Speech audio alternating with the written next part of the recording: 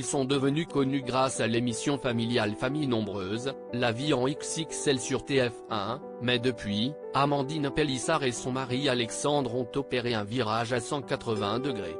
Reconvertis dans le porno depuis décembre 2022, les deux tourtereaux qui sont aussi parents de 8 enfants et qui vont bientôt en avoir un autre, vendent des contenus érotiques exclusifs sur la plateforme Mime.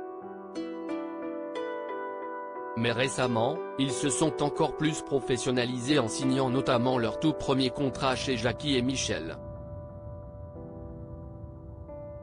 Interrogée par nos confrères de Pure Break, la mère de famille s'est confiée sans filtre sur leur nouvelle activité et ses désagréments. Il n'y a pas grand-chose qui ne me plaît pas en fait, peut-être des fois les demandes un peu cheloues. Il y en a qui mélangent un peu tout, il y en a qui demandent des rencontres réelles.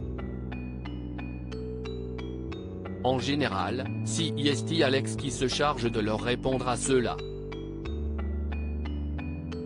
a-t-elle expliqué en riant. D'ordinaire assez discret, Alexandre a ensuite révélé les pires choses qui ont eu lieu lors d'un tournage. Une fois, on a voulu faire un tournage. On commence à s'installer et tout, mais en fait elle avait ses règles, alors ça a cassé le délire, parce que moi le sang.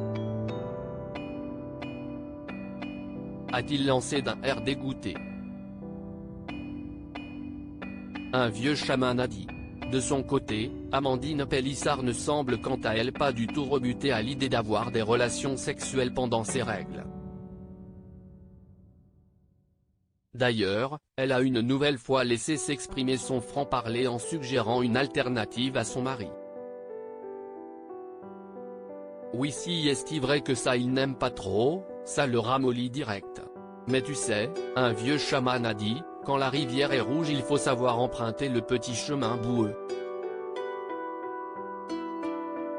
Mais toi, tu n'es pas un aventurier parfois, je ne sais pas ce que tu as, a-t-elle expliqué avec déception. Très demandeuse, celle qui s'est récemment clasée avec Jean-Pascal Lacoste, n'hésite donc pas à mentir à son mari afin que ce dernier n'y voie que du feu. Moi, des fois, je lui mets à l'envers.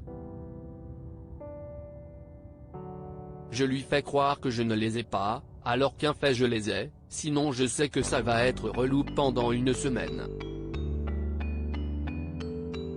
Point, et puis hop, ni vu ni connu, je t'embrouille, a-t-elle conclu le sourire aux lèvres. Pas sûr que monsieur soit ravi.